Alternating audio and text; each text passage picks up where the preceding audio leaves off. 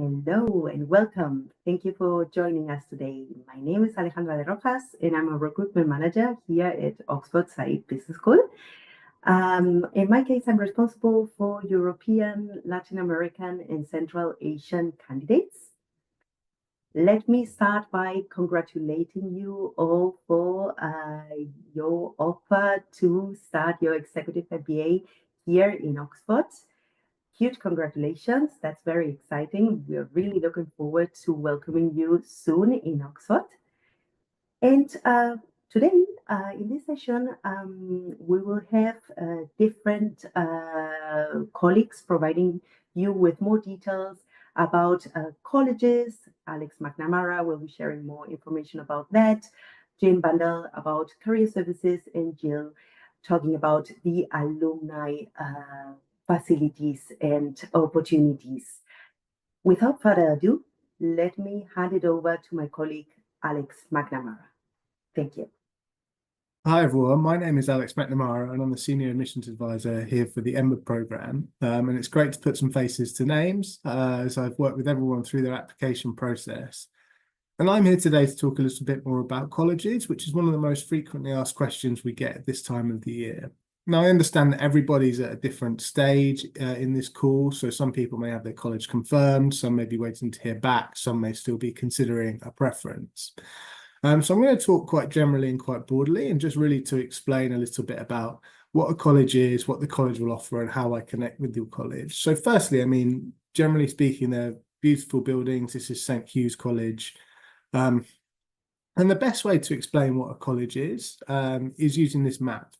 So Oxford University is made up of colleges and teaching departments. And as an EMBA student, you will be taught and assessed, and your experience will really be defined at your teaching department, which is the Said Business School. And you'll see an arrow here with the photograph of where the Said Business School is. It's very central in Oxford. It's very near the train station. And there's a key at the bottom right of a 5-minute walk in Oxford. Oxford's a very walkable city. Now, as I say, you will be taught and all your lectures will take place at the business school. You do all your assessment, you will have some of your meals at the business school, and that's where your network of EMBA students is, which will be your most valuable network and your biggest support as you work through the programme. And then you'll see these blue numbered boxes, which represent each of the colleges. So they're kind of scattered around Oxford, and each student on the EMBA and Oxford University is a member of a college. Now, the college will offer a network of students from lots of different academic disciplines. So you may find at your college there are students from medical degrees, English degrees, science degrees, history degrees, and so on. And the idea being that this network at Oxford University of Oxford quality students will offer you the opportunity to get the expertise that you want if you're looking for someone to work with you on a project or an entrepreneurial idea, or however you want to leverage the network that Oxford will offer you. Now, I'll talk a little bit about what each college will offer, and these things differ from college to college a little bit, but they're generally quite similar. So firstly, facilities. Now, you'll see a photograph here of EMBA's rowing. You get the opportunity to do this as part of the programme and at your college. And the college will have lots of sports facilities, such as rowing facilities. They may have a gym. They may have other sports fields and things that you can go and take advantage of. And generally, you can do these sports competitively or recreationally. It's up to you and how you want to manage your time. And they're usually student-led clubs as well. Your college will have a library if you want to go and study there. We also have a library at the business school, so lots of different options for you. Your college will have a dining hall, and this is one of the best and easiest ways to really take advantage of your college and make the most of what it has to offer, because generally there'll be dinner, really nice food, and a grand dining hall, and you have the opportunity to take guests, so you could bring a couple of friends from the programme to your college, and you could go to their college, so you get to experience lots of different colleges as part of the programme. And then also you'll have a college dinner generally once every module as well. So you do get to experience lots of Oxford through the EMBA too. Some colleges may offer accommodation that differs from college to college, and then a common room, which is where students can hang out, and it's an opportunity for you to go and spend some time in your college and with other students there. The network will be made up of postgraduate and undergraduate students, but generally speaking, you'll only really connect with postgraduate students. And then there'll also be the faculty there as well, who you'll have the opportunity to connect with from lots of different academic disciplines again. So they will also have events, so things like guest lectures, musical performances, family events, seminars, and so on. And you'll also have access to the alumni. And I'm going to show you some online events that you'll be able to connect with as well.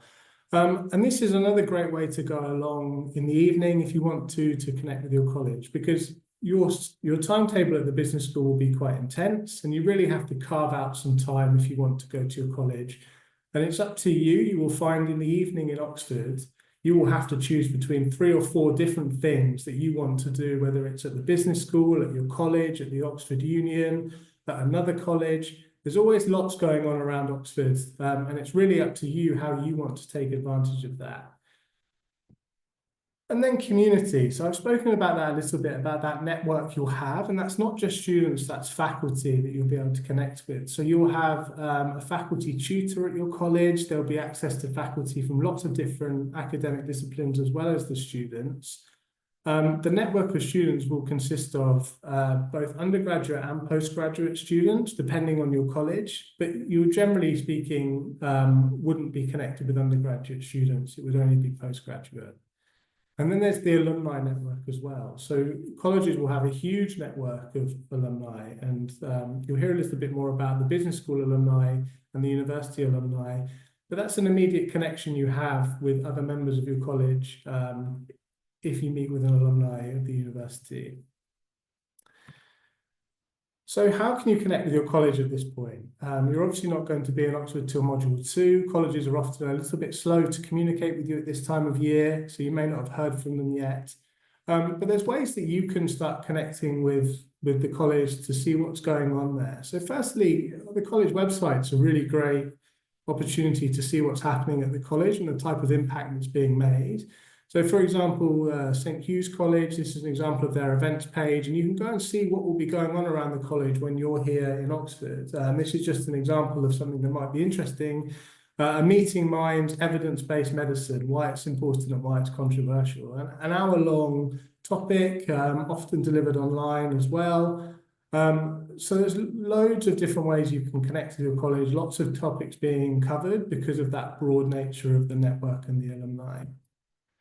The news page, so this is from Keble. You'll see again, it's about the impact that the alumni and the faculty are making there. This is a story about a fellow at Keble whose spin-out was acquired by Samsung, and that's got a lot of crossover with the type of thing that's going on at the business school as well. And again, just a real opportunity for you to begin connecting with different people that you might want to work with or speak to. Then there's social media channels. So most colleges will have YouTube, Instagram, and so forth. And you'll see that there'll often be guest lectures and other opportunity to see what's going on at the college, sometimes broadcast live, sometimes recorded and uploaded later.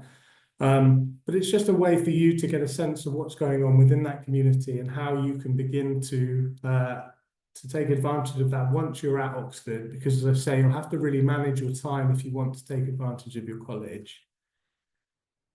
And then this is a quote that I quite like. It's from Michael Zhuang, who was a January 2019 EMBA student at Kellogg College. And the reason I use this quote, even though it's a few years old now, is that it really encompasses how much is going on at the college, and it's up to you whether you want to take advantage of that. So I'll just read it out. It has social events every night of the week, yoga on Monday, mixer on Tuesday, formal dinner on Wednesday, women's social that is open to men on Thursday, and something cool on Friday that I've forgotten. I can have a private sit down with the college president who happens to be an economist. And I think what this shows is there's so much going on at your college if you want to go and take advantage of it. And there's also the power of the network as well. So you will find that the most valuable network that you will have as an EMBA student is here at the business school. Your EMBA classmates will be so supportive. You're going through this experience together. You'll always have that bond and you'll always be connected. But then you have that opportunity to connect outside of that network and take advantage of the college if you want to. Some students will really, really try and prioritize time at their college and work with their schedules to to make sure that you're able to go to the college. And some students might not make the time. They might be happy with the network at the business school and they might be more focused on that. And that's the real opportunity that Oxford offers you, is that there's so much going on. It's so broad. You've got this opportunity for life, as well as in your next 2 years. So it's really up to you how you want to connect with that. And your colleges will begin to get in touch with you more as you approach the start of the program, and you'll have some time in your first in-person module to go to your college, collect your card, have a look around and that kind of thing, to really begin that relationship in person as well. So that's just a little bit about colleges. And as I say, if you have any questions about that, do feel free to get in touch with myself or Joanne directly, and we'll always be happy to talk things through with you one-to-one. But I just want to talk a little bit about the next steps from me as well. I've been in touch with everybody about things like financial declarations, card forms, and surveys. So if you've paid your deposit, you're definitely coming. We now ask you to complete a survey. Now, this is quite important because we need to order your academic robes, and you'll see a photograph here of what those will look like. And we need your survey responses so that we can order those for you and make sure that you have them ready in time for module 2. So please do go and complete that as soon as you're able to, as well as your card form so that we can create your student card and make sure you're all ready to go when you arrive. Thank you for everyone who's already been in touch and completed those. We'll follow up with you soon. And for anyone who hasn't yet, please do find the time as soon as you're able. So that's everything from me. At this point, I'm going to hand over to Jin. And if anybody has any questions, please do feel free to put them in the chat, or you all have my email address, so please get in touch directly. But Jim, I will hand over to you. Yeah, thank you. Thank you so much, Alex. Good morning, afternoon to you, wherever you might be in the world today. Great to start connecting with you already. And I'm here to just give you a brief bit of information about the executive careers function here at the business school. So our mission statement is to empower students and alumni to take ongoing ownership of their career. And we do this through helping you access guidance and information and consulting through various different touch points, whether it's workshops, online resources, industry insights, and mostly through coaching. So we'll talk you through that in the slides to come. As it mentions on there, it is very much tailored to you as executive level individuals. So quick overview of the team. We are a team that sits within another team. So the exec careers team is specifically focused on you as senior leaders within your respective industries. The head of our team is Maria Dooley, who you can see pictured there in the middle. And Maria is supported by myself, Adila, Susan, and Sabia in helping put the careers program together that you will experience throughout, not just your time here with us as students on the cohort, but beyond for the rest of your career. So hopefully that's one of the really big appealing points of connecting with our team and being here at Said, is that you will have ongoing support for the rest of your career. We also have a number of industry experts within the team. So if you have specific career goals that sit within one of those different industries, finance, consulting, tech, global industries encompassing kind of everything else other than what you see on there, we can connect you to industry experts. Beyond that, we also have a group of industry advisors that we work with.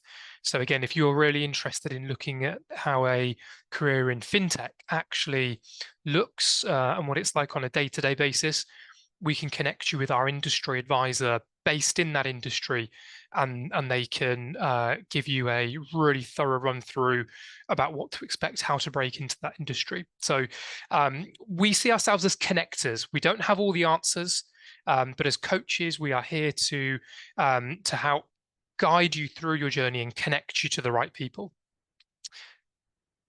Next slide, please, Alex. Thank you. So as mentioned, I'm sure many of you in doing a executive MBA, either at the moment or at some stage in the future, will start thinking about what that next career step looks like. And it will look different for everyone. So there's no one size fits all approach to any of these categories, but these are typically the main categories that we see people falling into.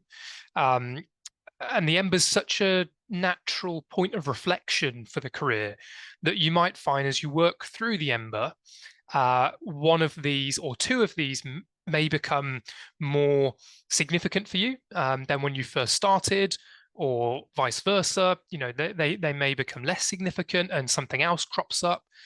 You know, desire to start your own business. But regardless of whatever stage that you're at, we will work with you both in a one-to-one and a more group-based setting to help you with whatever stage you're at. Next slide. Thanks, Alex. For those of you that are looking at more conventional career moves, and the EMBA is going to be a real catalyst for that change. Recent EMBAs have moved very quickly after finishing the EMBA into a range of organizations. This is just a very small overview of some of those organizations. We've had EMBAs go into starting their own business off the back of their entrepreneurship project. We've had some move geographic regions, all sorts of changes. But yeah, you know, safe to say that we have a strong track record of EMBAs successfully transitioning into what it is that they want to head into. What isn't sort of detailed on this slide is the work that we do with executive search firms. So for those of you who are on the cusp of kind of your board C-suite level positions, or aiming towards that in the near future, unlikely to see the roles that you want advertised on TV on LinkedIn. But yeah, TV would be quite a good way actually. But yeah, you're unlikely to see them advertised on LinkedIn. So connecting with the executive search firms becomes a really important thing to be able to have within your arsenal. Can I have next slide, please, Alex? Thank you. So I'll just go on to talking about workshops and events first. So as you can see there, one of our really fantastic lecture theatres that we have at SBS. The careers function, we typically have a part of the timetable, usually an hour and a half per module week. So within that session, we will deliver a workshop or an event on a particular subject area. We work with a lot of external experts as well. So it's not just us, you know, every session delivering something. We do work with a range of external experts as well, who are well known on the global business school circuit and network. There's digital resources that you'll have at your fingertips whenever you need to dip into them. And as part of your early stages of your EMBA, so across those kind of early module stages, we'll show you a lot of how to actually tap into those digital resources. The career coaching and advice piece is where I think we add the most value on an individual basis. So you will all have very unique and individual situations at the moment. The one-to-one career coaching really helps to enable very, very significant shift and changes in what you're looking to do. So whether you sit within one of our 3 different stages that we use here at the business school, whether you are at the explore stage, whether you're at the discovery stage, whether you're at the activate stage, we have a series of different approaches that we'll be able to utilize to work with you. And the coaching isn't restricted either. So you will have different types of coaching as part of your course. The career coaching is an untapped resource for you to be able to utilize. Next slide, just a few quotes from recent EMBAs that have given their feedback to us.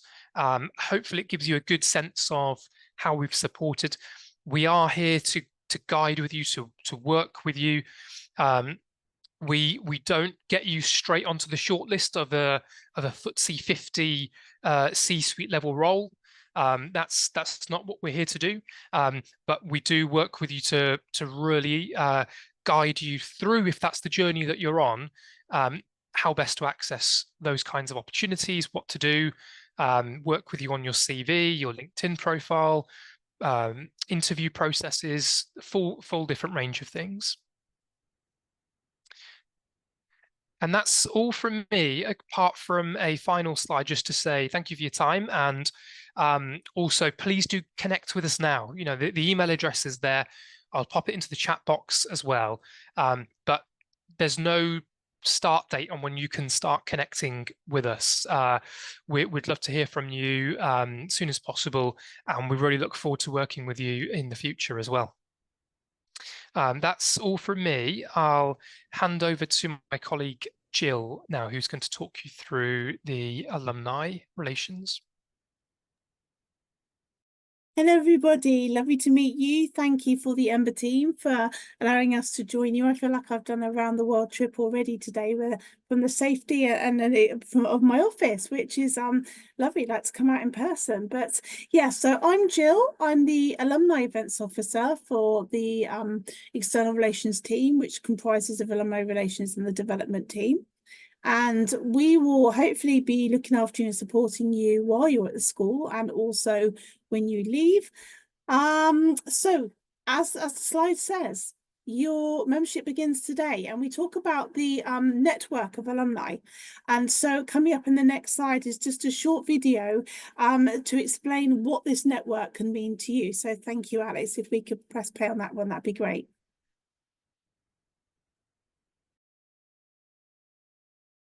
Not sure if we have any sound on that, sorry.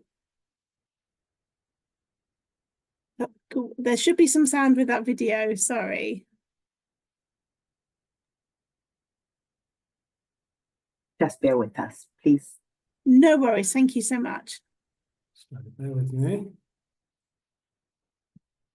It's our fault for having fancy videos. Let me try once more. Thank you. Let me know if this works. So in fact, it's just the beginning. Being an alumnus is really about being part of a global network. Those networks are really critical, both to their lives as students, but also subsequently their lives as alumni. This network really gives you a whole set of connections, a whole set of relationships. And really what we want this network to do is to empower people to be able to become their best, to achieve their full potential. I think Oxford Side, and I've been here for nearly 40 years, as I say, is an extraordinarily special school. It's embedded in a world-class university. It's world-leading in terms of the research it conducts. The convening power of Oxford means that we can expose our students and program participants and alumni to some of the leading thinkers and doers in the world. Because people's careers are not linear, right? We're no longer in a world economy where you stay at the same company and the same corporation for 35 years. There are people constantly shifting around and changing industries and looking for talent in this different way. And so to have this community is sort of a place you can go to pick brains, to find talent, to sort of talk to people and build business connections is an extraordinarily valuable resource. It's amazing to have so many people from so many facets of life. And it's just different here. This place brings you together more so than a lot of other schools. So you don't feel like you're out of touch, even though you're not on campus anymore and you're a different country? You never really leave a business school, that's what I think. You always are loosely connected to a business school. So SAID has given us that network, which is pretty phenomenal. I see this as being a lifelong community, one that I'm very privileged to be part of, and one that I cannot wait to give back to in my own way. Our mission clearly has to be the best business school in the world. In many ways, the school started with a very strong focus on impact. And this was a natural consequence of being born inside Oxford University. Now, 30 years ago, impact was a new phenomenon for business schools. It wasn't really well understood. So we were ahead of the times.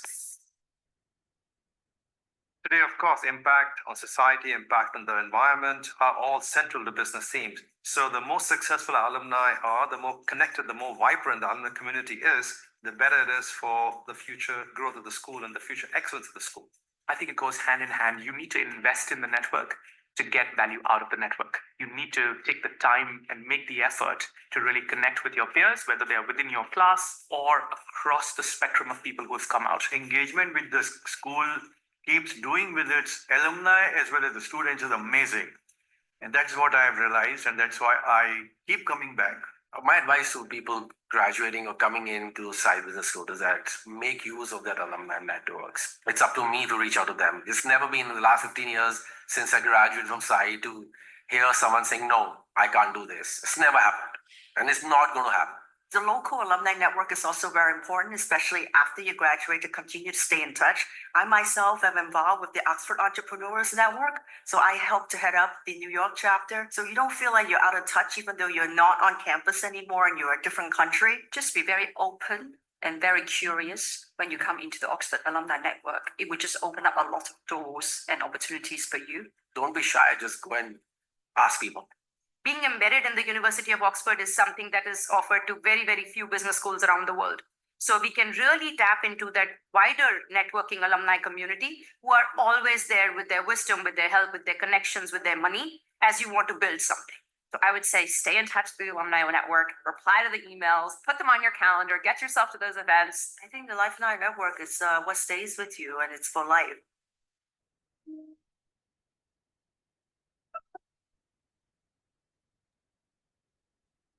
Thanks, Alice. I think my particularly favourite phrase from that is "you never really leave the business school," and I hope that's a really positive thing that you can take away. It is a real permanent connection. So this is the team that I work with. We're headed up by our Director of Development and Alumni Relations, Kate.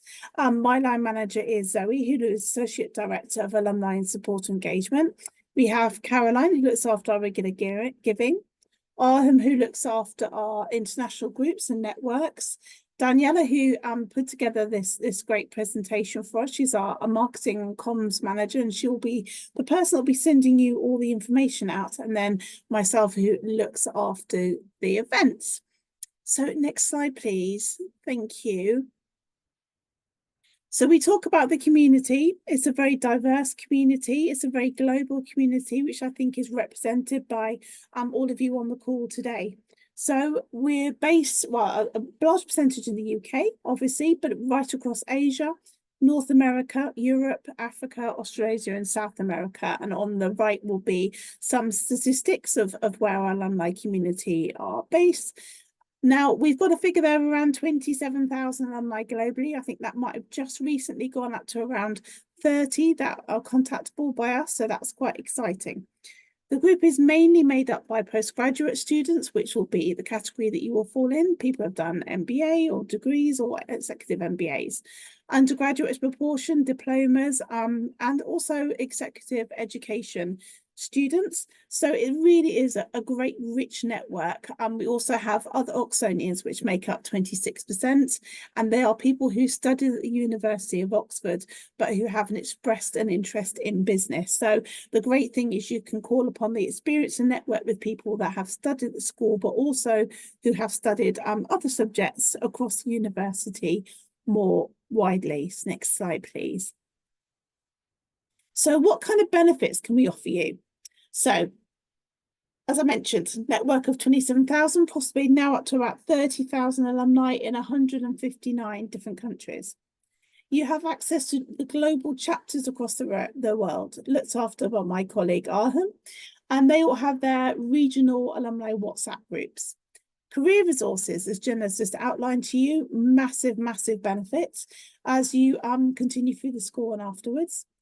Invitations to online and in-person events so you can network with alumni. Our LinkedIn group, which will help you connect with alumni online and open direct communications with them. Also a great way to search for people in different industries and different areas. And also news and updates in the school throughout the monthly e-newsletter, The Insider. We also send out an events newsletter as well as a news newsletter. Wider university benefits. Of course, you're part of the school, but as mentioned by the EMBA team, it's a much broader connection with the university. So they can offer you an alumni card, which brings with it a range of exclusive benefits and offers. You can apply for a Bodleian Reader's Card. There's also the Oxford Alumni website. They run a number of events in conjunction. They do their own program as well, which is great. They do Meeting Minds once a year, which is a really huge program, I think, over a weekend of a number of academic lectures and networking and social groups. So that's brilliant. They also have their own alumni groups across the world, and you can get special discounted rates on goods and services across Oxford when showing your card. Next slide, please. So just to show you how it works, we have 20 chapters at the moment, and chapters are in existence when there are 50 or more alumni that we know of in any particular region. Where we have alumni in the region, but we don't quite have the 50, that is the kind of starting point for a chapter. We have regional ambassadors, and they promote the school. We work with them, and they are contacts in the region. And the hope is that they then work on those connections and develop it into a chapter. Now, that's happened over the last few years with our Paris chapter and also our chapter in Amsterdam. So we really encourage you to join those local chapter groups. You can log on to our website, join their WhatsApp groups, and opt into that chapter. So that means if the dean says to us, I'm going to Mumbai, we can let everyone who's joined the Mumbai chapter give them the heads up that there will be a school event there. And you don't just have to join a chapter in where you live. It could be in a region where you do business in, or you're just particularly interested in making more connections in that area. So you can join as many ones as you'd like, and do engage in those WhatsApp conversations, or email the committee directly. So each chapter is run by a flat committee, about 4 normally alumni, and they're contactable, and they quite often works very closely with them in organising the events and local connections. So do make connections with them. Next slide, please. So some of the regional events that I'm mentioning, that's one that we've recently done in Paris with the Paris chapter, along with the dean there. Next slide, please. And this is the LinkedIn group. So it's a closed LinkedIn group, and we verify everyone that requests to join the LinkedIn group. So the benefit of that is you know that anyone that you're talking to or connecting with via the group are either alumni of the university or of the school, because we personally check that for you. So if you're perhaps going to Switzerland and you want to find if there are any other alumni in that area, or any alumni that work for a particular company, you can use that in conjunction with the Sahib Business School LinkedIn group and search for various people and use it as your search tool. So it's very, very helpful for that. And we currently have just over 10,000 members in there. So it's a rich theme of possibilities. Next slide, please. So yeah, we do in-person and online events. The photographs you can see there are from our recent alumni reunion weekend, which happened in September. We invite people back who have left for their quinquennial anniversaries. So they would have left 5, 10, 15, 20, 25 years ago. So that, I think, is outside the Divinity School, one of the 3 dinners, and that's a weekend of events and culminating in a college dinner on the Saturday evening. But we're also doing online events. We pivoted to work online during the pandemic, and then I realised that it's actually a great way of us connecting with alumni who may not be based locally, or for the EMBA students and alumni, for example, might be based across the world. It means that we can, hopefully you can join us online as well. So you can look at our events programme. Next slide, please. So these are our contact details. The main address is Alumni SBS. One of my colleagues will be able to help any questions about alumni benefits, events, where we're going, where we're travelling, what we're doing. So please do get in contact with us. Please do join the OBA network. When you join, you'll be sent out instructions. That enables us to contact you. For GDPR reasons in the UK, we require positive opt-in from you to hear from us. So it's really, really important for you to join the OBA network, and then we can keep in touch with you when you leave, and hopefully keep in touch, obviously, while you're here, but you'll be sent details of that when you join us. And the last address is our website. So if there are any questions, happy to answer any, as long as they're easy ones and I know the answer straight away. But no, if we can help anyway, either email us or pop any questions in the chat. Thank you. Thank you, Jill. Thank you, Alex. Thank you, Jin. That was very insightful. Is there anyone who would like to ask a question? Please raise your hand. That's the case. Happy to answer to any questions that you might have. Let me see if we have any.